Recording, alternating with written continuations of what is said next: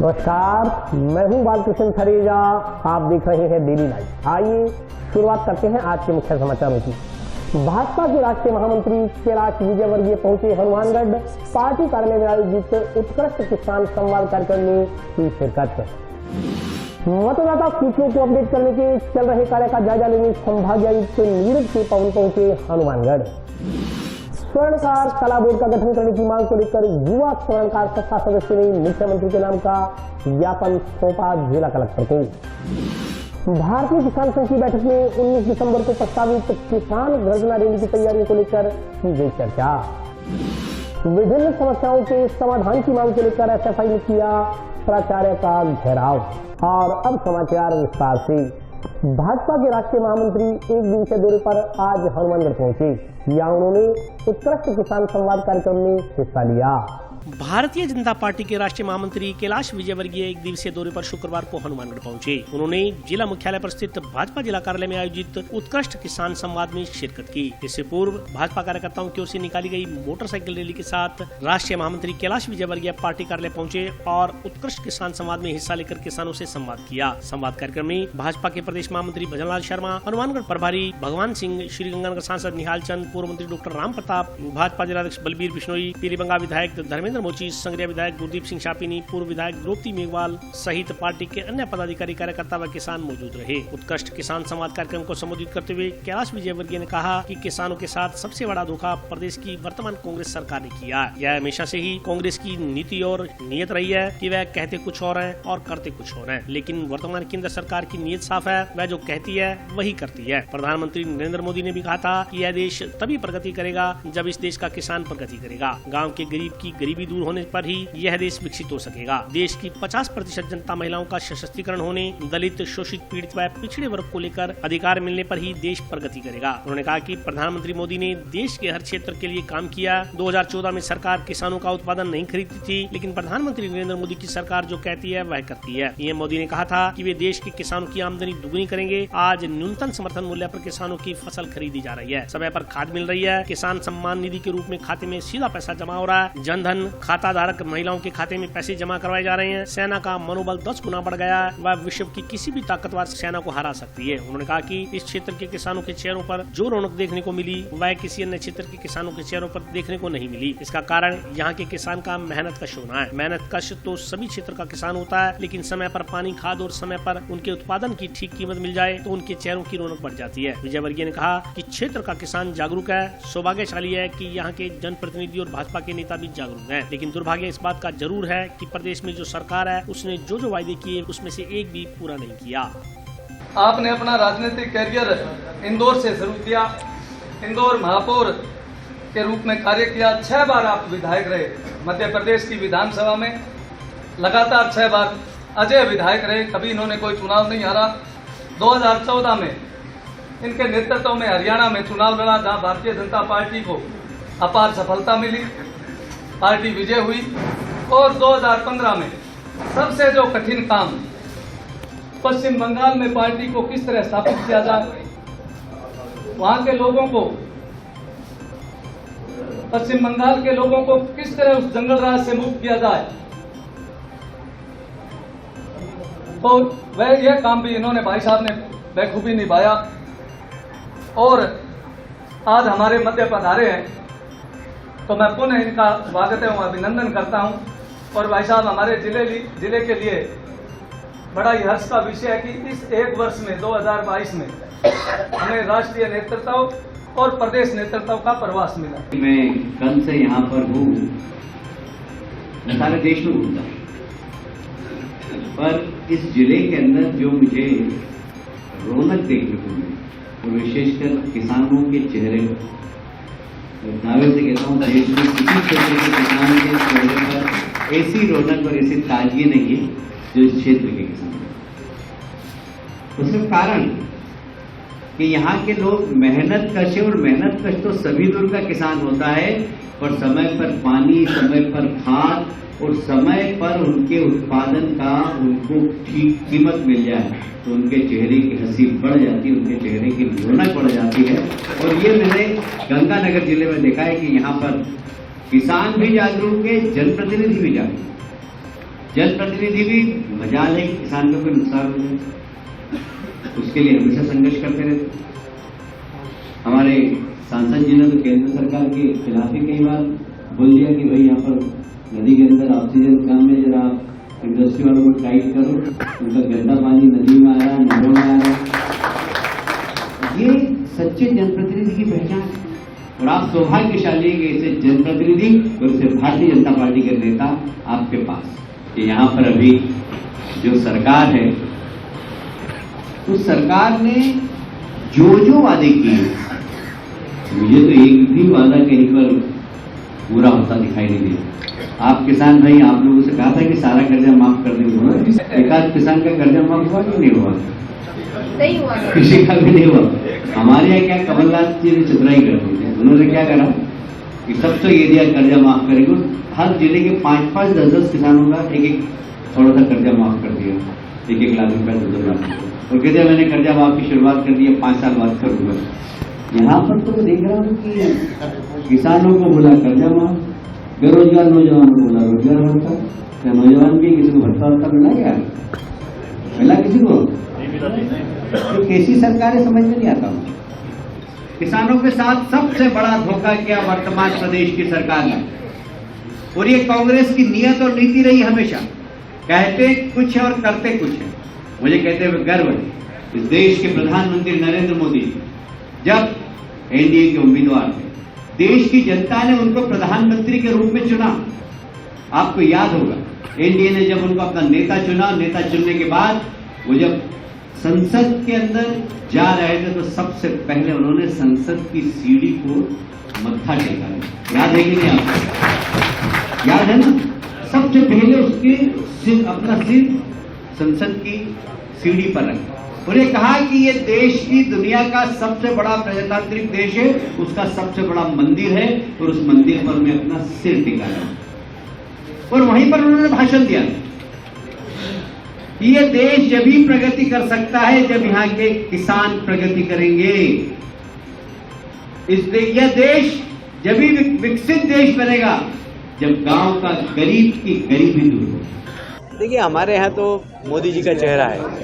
मोदी जी एकमात्र चेहरा है, उनका विकास वाला चेहरा है, उनका ईमानदार प्रशासन का चेहरा है, उनका एक शक्त प्रकाशन का चेहरा। देखिए, ये समय के साथ सब निर्णय करती है पार्टी, पर हाँ, नए लोगों को मौका देने का भारतीय जनता पार्टी का प्रयास। परिवारवाद के प्रति अभी भी पार्टी सख्त है, परिवारवाद को बिल्कुल बढ़ावा नहीं। दोनों जगह 2/3 बहुमत से भारतीय जनता पार्टी की सरकार बनने वाली है।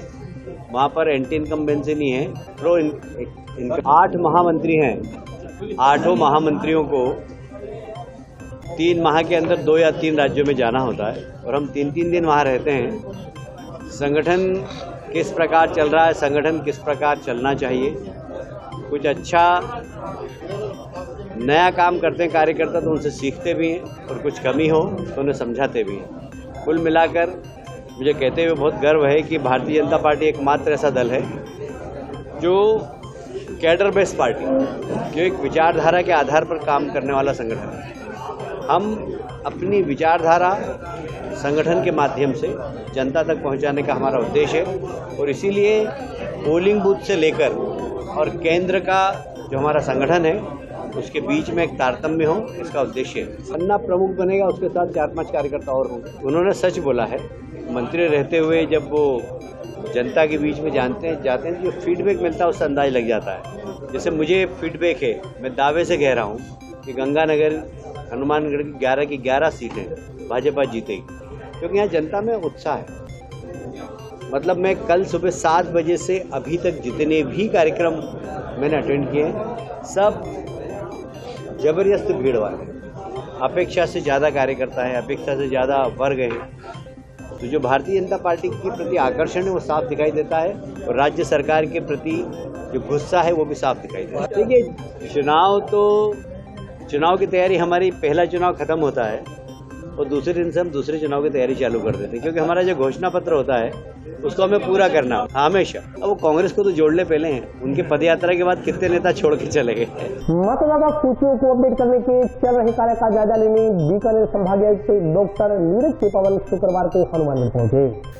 मतदाता सूचियों को अपडेट करने के चल रहे कार्य का जायजा लेने बीकानेर संभागायुक्त डॉक्टर नीरज के पवन शुक्रवार को हनुमानगढ़ पहुंचे। उन्होंने जिला मुख्यालय पर सर्किट हाउस में जिला कलेक्टर रुक्मिनी रियार सहित अन्य अधिकारियों को चुनाव संबंधी जानकारी देते हुए उनसे फीडबैक लिया। मतदाता सूचियों को लेकर आयुक्त ने कहा कि इन्हें जल्द से जल्द अपडेट कर लिया जाए। सूचियों में नाम जोड़ने, हटाने और किसी भी तरह का संशोधन हो उसे गंभीरता पूर्वक संपादित किया जाए। मतदान बूथों को लेकर भी अधिकारियों को आवश्यक दिशा निर्देश संभागीय आयुक्त ने दिए। इस दौरान मीडिया कर्मियों से बातचीत करते हुए संभागीय आयुक्त डॉक्टर नीरज के पवन ने बताया कि भारत निर्वाचन आयोग की ओर से हर साल निर्वाचक नामावली का सारांश संशोधन किया जाता है। संभागीय आयुक्त निर्वाचक नामावली के ऑब्जर्वर होते हैं, उन्हें अपने अपने संभाग के जिलों में जाकर यह देखना होता है कि सारांश संशोधन कैसा चल रहा है। हर बूथ पर नाम जोड़ना, हटाना, आधार लिंक करना यह काम सही तरीके से हो रहे हैं या नहीं। उसी सिलसिले में उन्होंने हनुमानगढ़ की विजिट की है। संभागीय आयुक्त ने राज्य की सभी स्कूलों में प्रत्येक माह के तीसरे शनिवार को नो बैग डे के दौरान विद्यार्थियों को चेस खेलने का अवसर प्रदान करने की शुरुआत के सवाल के जवाब में बताया कि 19 नवंबर से प्रदेश के सभी स्कूलों में एक साथ यह कार्यक्रम प्रारंभ होगा। उन्होंने बताया कि पूरे देश में राजस्थान एकमात्र पहला ऐसा राज्य है जहाँ माह के तृतीय शनिवार को शतरंज प्रतियोगिता करवाने के लिए सभी स्कूलों को निर्देशित किया गया है। पूरे राज्य के करीब 65,000 विद्यालयों में अध्ययनरत करीब 1 करोड़ बच्चों को शतरंज खेलना सिखाया जाएगा। उन्होंने बताया कि इससे पहले प्रदेश के सभी राज्यों में प्रत्येक शनिवार को नो बैग डे मनाया जाता है। अब सरकार की ओर से नई पहल करते हुए प्रत्येक माह के अंतिम शनिवार को नो बैग डे मनाने के साथ साथ बच्चों को शतरंज सिखाने के निर्देश दिए गए हैं। इससे बच्चों के मानसिक विकास को बल मिलेगा। चेस के इन स्कूलों में प्रारंभ होने से बच्चों में एकाग्रता, याददाश्त, अनुशासन, आत्मचिंतन बढ़ाने का मौका मिलेगा। इन खेलों से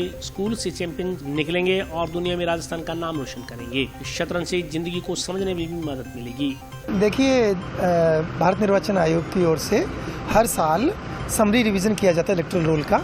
तो जो डिविजनल कमिश्नर्स होते हैं वो इलेक्टोरल रोल के ऑब्जर्वर्स होते हैं, तो उनको अलग अलग अपने संभाग के ज़िलों में जाकर के समरी रिवीजन कैसा चल रहा है, हर बूथ पर फॉर्म 6 जो नाम जोड़ना, घटाना, हटाना, आधार लिंक करना, ये सारे काम ठीक चल रहे नहीं चल रहे हैं, उनके सुपरविजन के लिए आना होता है। तो उसी सिलसिले में हनुमानगढ़ की आज की विजिट है। पूरे राज्य में, पूरे देश का ये पहला राज्य है जिसमें महीने के तृतीय शनिवार को नो बैग डे तो हर शनिवार को मनाया जाता है, लेकिन तृतीय शनिवार को चेस के लिए, शतरंज के लिए सभी स्कूलों को निर्देशित किया गया है। पूरे राज्य के जो 60-65 हज़ार स्कूल हैं, हर स्कूल में महीने के तीसरे शनिवार को नो बैग डे के साथ साथ चेस को सिखाया जाएगा। तो हमारे बच्चे जो 1 करोड़ बच्चे रजिस्टर्ड हैं, उनको अगर शतरंज सिखाया जाएगा तो बहुत अच्छा होने जा रहा है। बिल्कुल करवाई हमने, काफ़ी टाइम तक बंद भी रही।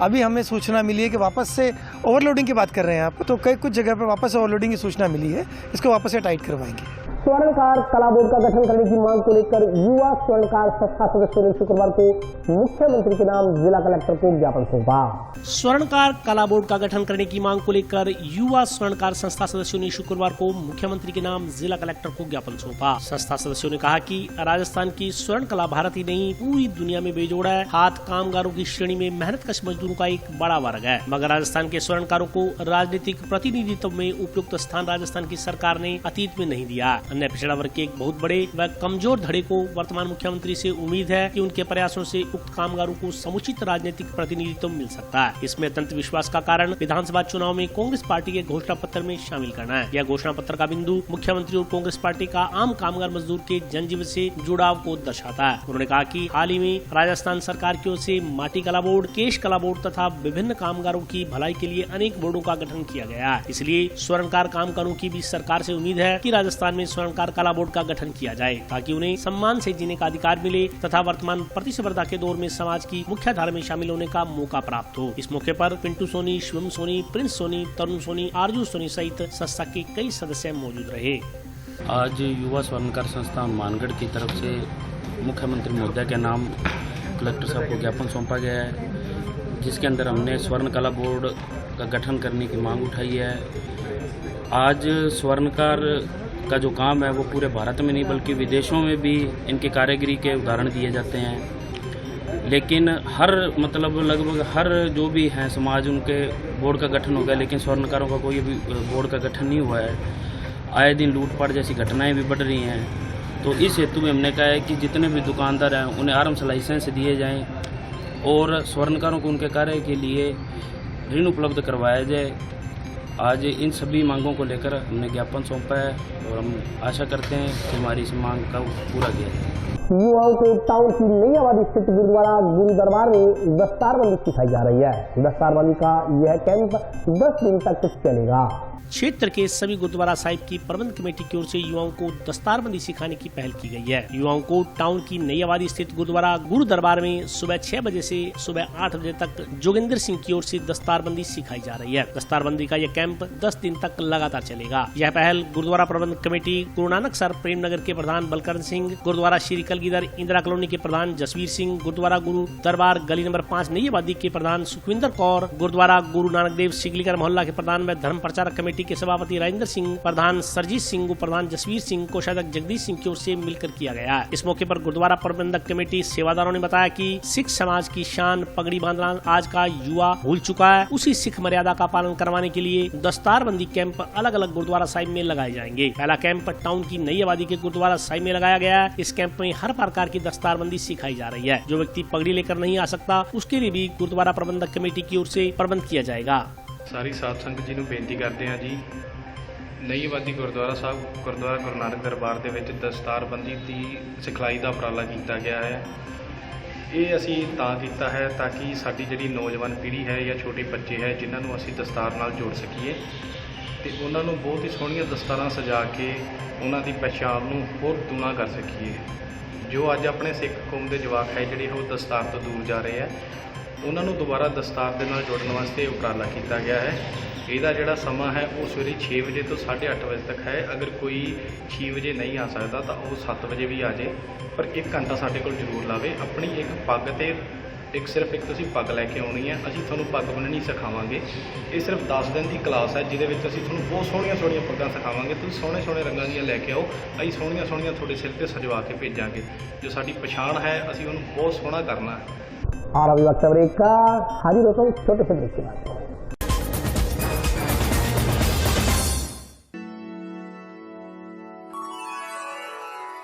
यूं तो कई बार मुझे हंसते देखा है, पर ये हंसी कुछ और है। ये गहना मुझ पर जचता है,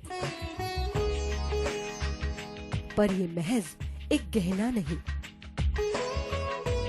ये रूपरेखा है मेरे मन की, हंसती खिलखिलाती लहरों की, जो आतुर थी अब तक मुझ पर सजने को। इसलिए ये गहना ही मेरा सच्चा श्रृंगार है, श्रृंगार है, श्रृंगार है।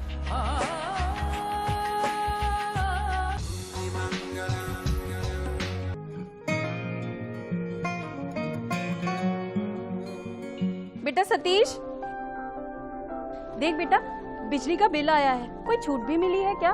बजट में तो मुख्यमंत्री जी छूट देने के लिए बोल रहे थे। अरे हाँ माँ, इसमें तो 750 रुपए कम करके आए हैं। अरे वाह, धन्यवाद मुख्यमंत्री जी। सिर्फ आपको ही नहीं, प्रदेश में ये छूट किसी न किसी रूप में सभी को मिल रही है। 100 यूनिट तक बिजली उपभोग करने वाले उपभोक्ताओं को 50 यूनिट भुगतान तक की छूट, 150 यूनिट तक वाले उपभोक्ताओं को 3 रुपए प्रति यूनिट और 150 से 300 यूनिट तक उपभोग करने वाले उपभोक्ताओं को 2 रुपए प्रति यूनिट की छूट दी जा रही है। याद रहे, बिजली की बचत ही बिजली का उत्पादन है। ब्रेक के बाद स्वागत है। आइए नजर डालते हैं अगले समाचारों पर। टाउन स्थित चौधरी मनीराम मेमोरियल कॉलेज में शिक्षा दिवस मनाया गया। टाउन स्थित Chaudhary Maniram memorial college of higher education संस्थान में आज राष्ट्रीय शिक्षा दिवस मनाया गया। कार्यक्रम की अध्यक्षता कॉलेज के प्रशांत शाग ने की। इस मौके पर महाविद्यालय के समस्त स्टाफ ने मौलाना अब्दुल कलाम आजाद को श्रद्धासुमन अर्पित कर श्रद्धांजलि दी। संस्थान की बालिकाओं पूनम, सुखप्रीत, परमिला, प्रतिभा, मदीना, सोनल, उर्मिला, सोनू, क्षमा, अनुरानी, आशा कामना आदि ने प्रेरक उद्बोधन दिया। इस अवसर पर संस्थान के निदेशक छतरसाल सिंह राघव ने प्रश्नोत्तरी कार्यक्रम के माध्यम से मौलाना आजाद के जीवन व्रत एवं समस्याओं पर प्रश्न किए, जिसके विद्यार्थियों तथा शिक्षाविदों ने उत्तर दिए। संस्थान के माध्यम से घोषणा की गई कि इन कार्यक्रमों के माध्यम से प्रथम 3 स्थान वाले विद्यार्थियों को वार्षिक उत्सव में सम्मानित किया जाएगा। कार्यक्रम के अंत में प्राचार्य डॉक्टर MM शर्मा ने धन्यवाद ज्ञापित किया। कार्यक्रम का संचालन सुश्री अर्शदीप एवं नीतू कुमारी द्वारा किया गया। जैसा कि आप सभी जानते हैं कि राष्ट्रीय शिक्षा दिवस प्रत्येक वर्ष 11 नवंबर को मनाया जाता है।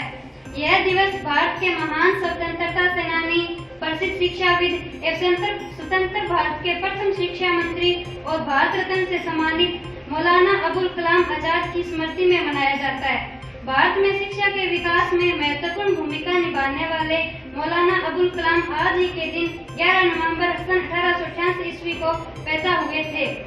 वैधानिक रूप से राष्ट्रीय शिक्षा दिवस का प्रारंभ 11 नवंबर 2008 से किया गया है। दीप जलाओ शिक्षा का, दीप जलाओ शिक्षा का, घर घर में फैले उजियारा, घर घर में फैले उजियारा, अज्ञान खत्म हर कोने से, ऐसा हो पूर्ण प्रयास हमारा, ऐसा हो पूर्ण प्रयास हमारा। विशेष रूप से आज 11 नवंबर 2022 का जो दिन है, हमारे लिए और पूरी भारतीय संस्कृति के लिए और आज़ाद भारत के लिए स्वतंत्रता सेनानियों के प्रति एक सच्चे श्रद्धांजलि के रूप में हमें इसे याद जहन में हमेशा रखना चाहिए। इसी क्रम में आज जिस मैं विभूति की बात करने जा रहा हूँ वो है सम्माननीय मौलाना अब्दुल कलाम आज़ाद, जिनकी आज जयंती है। आपने शिक्षा जगत के अंदर प्रथम शिक्षा मंत्री, जिनका सेवा काल 11 वर्ष अल्प सेवा काल रहा, उस सेवा काल में उन्होंने ऐसी बुनियादी शिक्षा शुरुआत की जिसमें यह बतलाया उन्होंने कि बेसिक जो शिक्षा है, जो प्राथमिक शिक्षा है, वो प्रत्येक नागरिक को मिलनी चाहिए। जैसे ही शिक्षा होगी वैसे ही अनुशासित समाज का निर्माण होगा, और कम से कम अनुशासित समाज जब निर्मित होगा तो अन्य काम स्वतः ही व्यवस्थित हो जाएंगे। मौलाना अब्दुल कलाम आज़ाद की स्मृति के अंदर संपूर्ण भारत के अंदर विशेष रूप से खूब सारे संस्थान नामों से रखे गए। जिस शिक्षा जगत से जुड़े हुए, जिससे विश्वविद्यालय अनुदान आयोग, जिससे सभी महाविद्यालय, पूरे यूनिवर्सिटी पूरे विश्व में और भारत में संचालित है, UGC, जिसको अपने विश्वविद्यालय अनुदान आयोग के नाम से जानते हैं, उसकी स्थापना में भी आपका सबसे बड़ा योगदान है।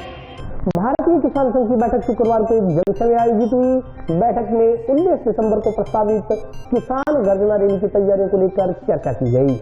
भारतीय किसान संघ की मासिक बैठक शुक्रवार को जंक्शन में हुई। इसमें किसानों को फसलों का लाभकारी मूल्य की मांग को लेकर दिल्ली में 19 दिसंबर को प्रस्तावित किसान गर्जना रैली की तैयारियों पर चर्चा की गई। संघ के तहसील अध्यक्षों को किसान गर्जना रैली में अपनी अपनी तहसीलों से अधिकाधिक संख्या में किसानों को ले जाने का लक्ष्य दिया गया। संघ सदस्यों ने बताया कि लागत के आधार पर लाभकारी मूल्य की मांग को लेकर भारतीय किसान संघ की ओर से दिल्ली में 19 दिसंबर को किसान गर्जना रैली निकाली जाएगी। संघ की ओर से दिल्ली के रामलीला मैदान में देश भर से करीब 5 लाख किसानों के साथ किसान गर्जना रैली की जाएगी। उन्होंने कहा कि सरकार फसलों का न्यूनतम समर्थन मूल्य तो घोषित कर देती है, लेकिन उस मूल्य पर फसलों की खरीद नहीं हो पाती, किसान को MSP का लाभ नहीं मिल पाता। भारतीय किसान संघ समर्थन मूल्य से भी हटकर लाभकारी मूल्य किसानों को देने की बात करता है। इसके लिए पूरे देश में जन जागरण अभियान चलाया जा रहा है। रैली की तैयारियों की जा रही है। उन्होंने बताया कि लाभकारी मूल्य के अलावा कृषि आदानों की खरीद पर लगने वाला GST केंद्र सरकार से हटाने की मांग की जा रही है। इसके अलावा किसान सम्मान निधि के 2000 रूपए भी बढ़ाए जाएं। इन तीनों मांगों को लेकर दिल्ली में किसान गर्जना रैली की जा रही है। उन्होंने बताया कि जिले में काट की समस्या भी किसानों के सामने आ रही है। पीलीभंगा को छोड़कर जिले की अन्य मंडियों में नरमा की खरीद पर काट की जा रही है। इससे किसानों को नुकसान उठाना पड़ रहा है। उन्होंने बताया कि इस संदर्भ में जिला कलेक्टर को ज्ञापन सौंपकर समस्या समाधान की मांग की गई है। अब धीरे धीरे जिले में प्रयास करना चाहिए कि जिले में उपलब्ध किए हुए ये लागू कुछ योजना को जो है उसके इनको मिला नहीं फायदा। तो सबसे बड़ी बात तो ये है कि युवा बेरोजगार है, बेरोजगारी रोजगार के लिए भटक रहा है, उसको सरकार की कितनी योजनाएं हैं उनके बारे में पता ही नहीं, वैसे ही अंधी दौड़ में लगा हुआ है। कौन सी योजना कहाँ से लागू होती है, कौन सा विभाग उसको देखता है, सारा दिन फोन पे सर्च तो बहुत कुछ करते रहते हैं, वो चीज जो आप खुद के लिए वो सर्च ही नहीं करते। समस्या ये भी है। आज हनुमानगढ़ जिले की जो मासिक जिला बैठक है वो आज जहांगीर धर्मशाला में हो रही है। तो 19 दिसंबर को जो किसान गर्जना रैली दिल्ली में जो करने जा रहे हैं उसके संबंध में आज यहाँ पर प्रांत से संभाग से जो पदाधिकारी आए हुए हैं वो सारा फीडबैक वगैरह ले रहे हैं। तो ज़्यादा से ज़्यादा संख्या में 19 दिसंबर को हम वहाँ भाग लेने के लिए पहुँचेंगे और किसान संघ को मजबूत करने का काम करेंगे। आज हमारी जिला बैठक है, मासिक जिला बैठक हर माह की 11 तारीख होती है, लेकिन आज की जो बैठक है वो विशेष बैठक है। हम लोग आज उस बैठक की तैयारी कर रहे हैं, उस रैली की तैयारी कर रहे हैं। तो क्या 19 दिसंबर को किसान गर्जना रैली के नाम से दिल्ली में रामलीला मैदान में हो रही है। और हमारी जो मुख्य मांगे हैं वो एक तो है लाभकारी मूल्य, किसानों को समर्थन मूल्य की बजाय लाभकारी मूल्य दिया जाए। दूसरी जो मांग है वो जीएसटी जो कृषि आदानों पर लगा रखी है केंद्र सरकार ने उसको हटाया जाए। और तीसरी जो हमारी मांग है वो मांग है जो आपने किसान सम्मान निधि के 2000 रुपये देते हो उसको कम से कम बढ़ाकर 5000 रुपये किए जाए। इस मांगों को लेकर 19 दिसंबर को भारतीय किसान संघ पूरे देश में 5 लाख किसानों के साथ रामलीला मैदान में बहुत बड़ी गर्जना रैली करने जा रहा है। और उसी रैली के निमित्त आज तैयारी हमारी बैठक हो रही है। विभिन्न जो हमारी तहसीलें, सभी तहसीलों को टारगेट दिया गया है कि आप कितनी सवारियां लेके जाओगे, आप कितनी बस लेके जाओगे। उस विषय में आज का जो मुख्य एजेंडा हमारी बैठक है वो यही है। इसमें हम देखते हैं कि अगर वहाँ हमारा राष्ट्रीय नेतृत्व अगर इस मांग को साथ में रखता है जरूर उनको सुझाव देंगे। अभी हमारे पास दिन टाइम पड़ा है, 19 दिसंबर को है, उनको ये सुझाव देंगे। तो जो कमेटी जो समर्थन मूल्य पे बनाने के लिए केंद्र सरकार ने बोला था, अभी तक इसके बारे में कुछ नहीं हुआ है, तो वो मांग हम उसमें ऐड करने की कोशिश करेंगे। लेकिन हमारी जो मुख्य मांग है, जो हमारा मुख्य एजेंडा है, ये 3 मांगे लेकर ही किसान गर्जना रैली दिल्ली में हो रही है। और पूरे भारत से हम लोग कोशिश कर रहे हैं कि हनुमानगढ़ जिला उसमें सिरमौर रहे। जोधपुर प्रांत में वैसे भी हनुमानगढ़ जिले के हमेशा ये कहते हैं कि 1 नंबर का जिले, तो कोशिश कर रहे हैं कि सबसे ज्यादा कार्यकर्ता हनुमानगढ़ जिले से मान जाए। आवश्यक पुस्तकें नहीं मिलने, पुस्तकालय में बैठने की व्यवस्था के साथ खेल मैदान में सुधार करने की मांग को लेकर एसएफआई से जुड़े छात्र छात्राओं ने राजकीय नेहरू मेमोरियल स्नातकोत्तर महाविद्यालय के कार्यवाहक प्राचार्य का घेराव किया। आवश्यक पुस्तकें नहीं मिलने, पुस्तकालयों में बैठने की व्यवस्था के साथ खेल मैदान में सुधार करने की मांग को लेकर student federation of India tehsil committee के बैनर तले छात्र छात्राओं ने शुक्रवार को टाउन के राजकीय नेहरू मेमोरियल महाविद्यालय के कार्यवाहक प्राचार्य का घेराव कर ज्ञापन सौंपा। इस मौके पर एसएफआई के जिला महासचिव यश जिलाना ने कहा कि कॉलेज का सत्र बीतने को है, लेकिन अभी भी छात्र छात्राओं के लिए आवश्यक पुस्तकें महाविद्यालय में उपलब्ध नहीं हो पाई हैं। इससे उनकी पढ़ाई पर बुरा प्रभाव पड़ रहा है। इसी के साथ पुस्तकालय को स्टोर कक्ष की तरह प्रयोग में लिया जा रहा है। पुस्तकालय में छात्र छात्राओं के पढ़ने के लिए शैक्षणिक और शांतिपूर्ण व्यवस्था होनी चाहिए, लेकिन वहां बैठने की कोई व्यवस्था नहीं है। उन्होंने चेतावनी दी कि यदि इन मांगों को शीघ्र पूरा नहीं किया गया तो आंदोलन किया जाएगा। इस मौके पर मोहित कुमार, प्रदुमन कामराज, साहिल, रामचंद्र भार्गव, नवनीत सुखीजा, अल्ताफ, देवांश अरोड़ा, रोमिका, कोमल, मानसी, दीक्षांत आदि मौजूद रहे।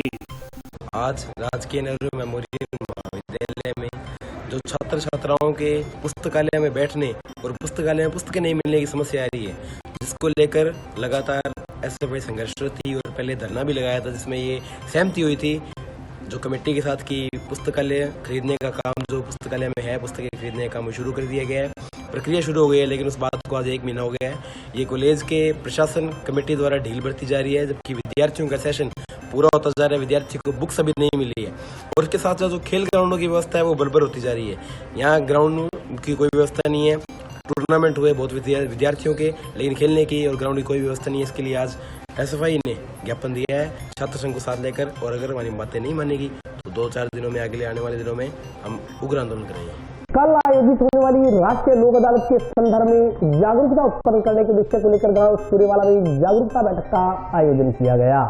कल यानी 12 नवंबर को जिला मुख्यालय पर आयोजित होने वाली लोक अदालत के प्रति जन जागरूकता पैदा करने के उद्देश्य को लेकर गांव सूर्यवाला में शिविर का आयोजन किया गया। इस संदर्भ में जानकारी देते हुए मुंसिफ अली ने बताया कि कल 12 नवंबर को जिला मुख्यालय न्यायालय परिसर में लोक अदालत का आयोजन किया जाएगा। इसमें विभिन्न प्रकरणों का निस्तारण किया जाएगा। उन्होंने कहा कि लोक अदालत में मामला ले जाने पर किसी प्रकार का वकील करने की जरूरत नहीं है, आपसी सहमति से राजीनामे करवाए जाते हैं। उन्होंने कहा कि मुकदमेबाजी में उलझे व्यक्ति को राष्ट्रीय लोक अदालत का लाभ उठाना चाहिए, जिससे उनके समय और धन की बचत होगी। उन्होंने कहा कि लोक अदालत में होने वाले समझौते के बाद किसी प्रकार की अपील नहीं की जा सकती। जिसमें अपने छोटे मोटे कोई विवाद हो, फिर पानी का हो, बिजली का हो, या कोई बैंक से संबंधित हो, यानी कि राजीनामे जो के मामले हो, उसके लिए नुक्कड़ सभा का प्रोग्राम रखा गया है।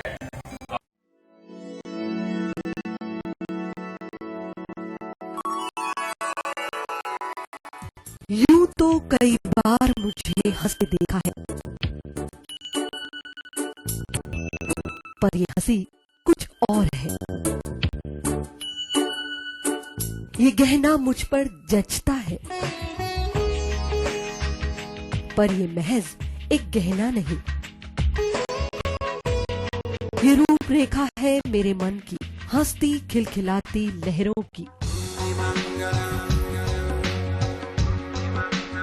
जो आतुर थी अब तक मुझ पर सजने को।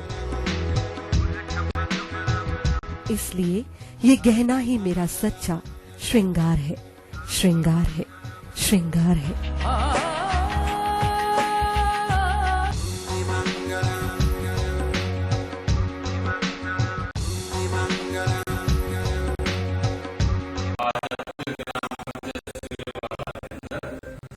तो आप अड़ोस पड़ोस में कोई छोटे मोटे विवाद हो तो आप घर में जाकर बताना, अड़ोस पड़ोस में बताना, ये उनको लोक अदालत में लेके जाए। जिससे का मामला हो गया या कोई पारिवारिक मामले हो गए, तलाक को छोड़कर अन्य कोई मामले पारिवारिक मामले होते, देश का हो, तो राजीनामे योग्य हो वो विवाद अपने लोक अदालत के अंदर होते हैं। ठीक है, इसमें ना तो किसी की जीत होती है ना किसी की हार होती है।